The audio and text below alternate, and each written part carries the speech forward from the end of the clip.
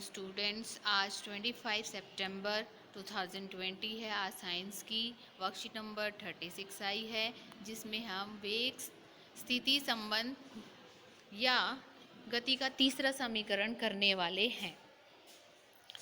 तो इसमें ज्ञान अपनी दीदी से पूछता है कि दीदी, गति का तीसरा समीकरण ग्राफीय विधि से कैसे हम प्राप्त कर सकते हैं। उसकी दीदी बोलती है कि ज्ञान, जैसे कि हम जानते हैं, जब कोई वस्तु सीधी रेखा में एक समान त्वरण से चलती है तो एक निश्चित समय अंतराल में वह एक निश्चित दूरी तय करती है। अगर ये हर एक समीकरण में अप्लाई हुआ है, एक समान त्वरण, निश्चित समय अंतराल और निश्चित दूरी। ठीक है, इसका आपको ध्यान रखना है। तो तीसरा समीकरण वस्तु के प्रारंभिक वेग और अंतिम वेग का संबंध बताता है। ठीक है, जिसे हम वेग समय के ग्राफ से प्राप्त कर सकते हैं। इससे गति के पहले और दूसरे समीकरण से भी प्राप्त कर सकते हैं अगर हम t को विलुप्त कर देते हैं तो। ठीक है, अब आओ आप फॉर्मूला निकालते हैं, हम ग्राफ से कैसे निकाल सकते हैं।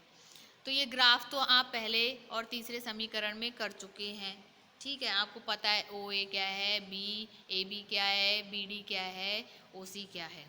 ठीक है, ये पॉइंट्स आपको पता है, टी कहाँ पर है, यू कहाँ पर है।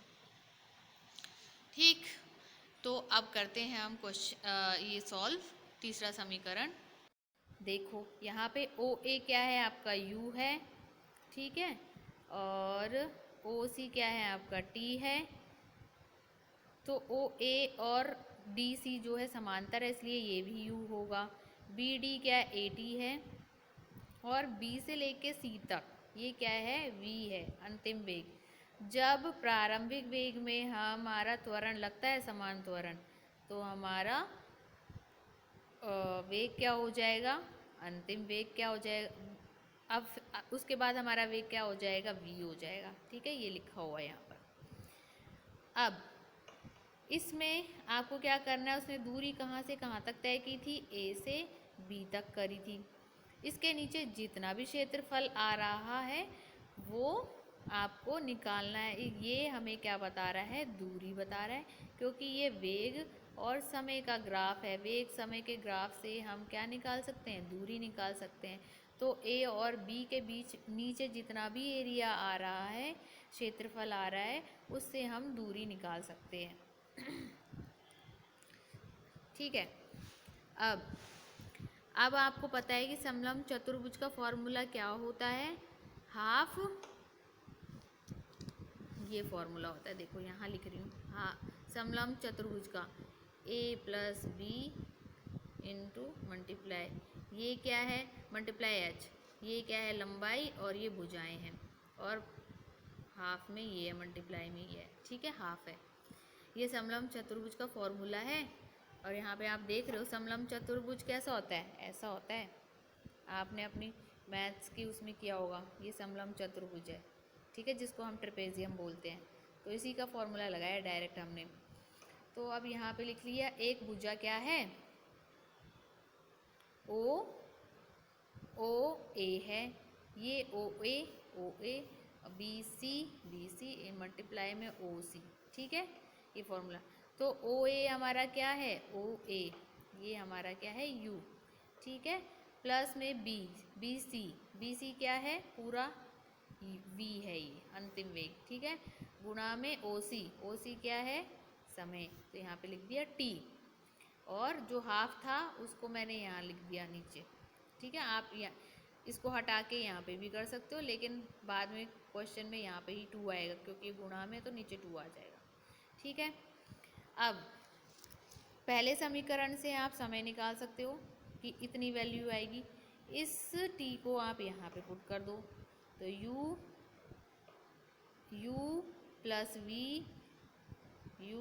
वी माइनस यू बटे में a, और नीचे 2, यहाँ पे क्या चल रहा है आपका s, इस 2 को यहाँ पे ले गए 2s। ठीक है, u प्लस वी गुणा है, हमें पता है यहाँ पे गुणा है। ठीक है, नीचे क्या आ गया, a, इस a को भी आप यहाँ ले जाओ, यहाँ तो इन दोनों के बीच में गुणा है, 2as v प्लस यू भी लिख सकते हो, u प्लस v भी लिख सकते हो। ये फॉर्मूला कौन सा बन गया? a plus B minus a plus B, A minus B का फॉर्मूला क्या होता है? ये फॉर्मूला होता है। ठीक है, तो इसकी जगह हम क्या लिख सकते हैं? V square minus U square लिख सकते हैं, 2as। ये तीसरा समीकरण हो गया। ठीक है, इस तरह से हमने निकाला है ये। तो अब आगे चलते हैं, हम न्यूमेरिकल करते हैं इसके। अब इसमें आपको उदाहरण में दे रखा है कि एक कार है जिसका वेग कितना है? 12 मीटर पर सेकेंड वेग है इसका। ठीक है, तो वेग ये हो गया, चलती हुई कार है। ठीक है, और उस पर हमने ब्रेक लगा दिया, मतलब त्वरण कितना लगा उस पर? 6 मीटर पर सेकेंड स्क्वायर का त्वरण लग गया विपरीत दिशा में। ठीक है, किसी चीज़ को रोकना होता है तो हमें विपरीत दिशा में बल लगाना पड़ता है। अब उस गाड़ी को ब्रेक लगाने के बाद उसमें कितना समय लगा? 2 सेकेंड का समय लगा। ठीक है, इसका मतलब चलती हुई गाड़ी थी तो प्रारंभिक वेग कितना हो गया? 12 हो गया। और गाड़ी रुक गई तो अंतिम वेग क्या हो गया? 0 हो गया। टाइम कितना है? 2 सेकेंड। अब इसके आगे ए के आगे हमने ए का जो ए की वैल्यू है वो -6 मीटर पर सेकेंड स्क्वायर है। ठीक है, माइनस क्यों लगा इसके आगे? ब्रेक, क्योंकि हमने ब्रेक लगाए हैं गाड़ी में, इसलिए माइनस लगाए। अब इन सब की वैल्यू आप यहाँ पे पुट कर दो तीसरे समीकरण में। फॉर्मूला ये रहा, तीसरे समीकरण में पुट कर दी, ये फॉर्मूला है इसका। ठीक है, तो ये फॉर्मूला आपने लगा दिया। अब आपको देखना है v कितना है आपका? 0 है, यहाँ 0 लिख दिया। u कितना है? 12 मीटर पर सेकेंड है। और 2 है, ये आपने 2 लिखा हुआ। a की वैल्यू क्या है? -6 मीटर पर सेकेंड स्क्वायर। और दूरी आपको निकालने के लिए बोला है, तो दूरी। ठीक है, इस तरह से इसको सॉल्व करके हमारा आंसर कितना आ जाएगा? 12 मीटर। ठीक है, ये दूरी आ जाएगी। अब आप करते हैं यहाँ पे, अब आ जाते हैं हम लोग क्वेश्चन आंसर पर। ठीक है, तो ये हमारे क्वेश्चन है, गति का पहला और तीसरा समीकरण लिखिए। तो आप लोगों को पता है कि पहला, ये तो तीसरा समीकरण है। ठीक है, और इसका पहला समीकरण क्या होगा? ये आप इसका पहला समीकरण, ये पहला समीकरण है, ये तीसरा समीकरण है, ये इसका आंसर है। ठीक, गति के तीसरे समीकरण को वेग ग्राफ से व्युत्पन्न कीजिए। वेग ग्राफ से इसको निकालिए तो ये पूरा का पूरा आ जाएगा। ठीक है, इसमें ये पूरा ग्राफ आ जाएगा, यहाँ पर देख रहे हो आप।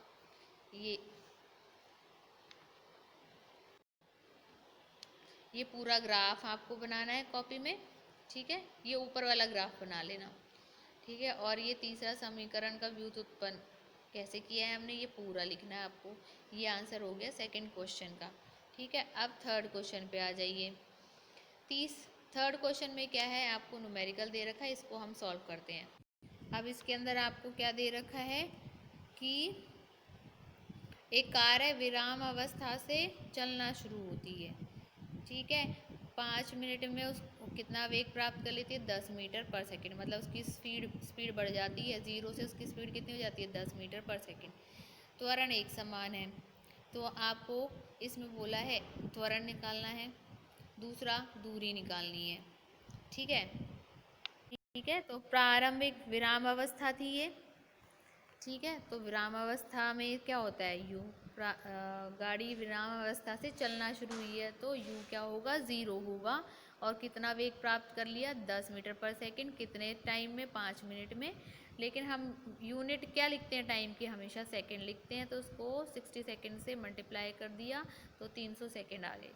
ठीक है, अब आपके पास ये ए भी नहीं है और दूरी भी नहीं है, इसका मतलब है कि तीसरे समीकरण को हम डायरेक्ट नहीं निकाल सकते।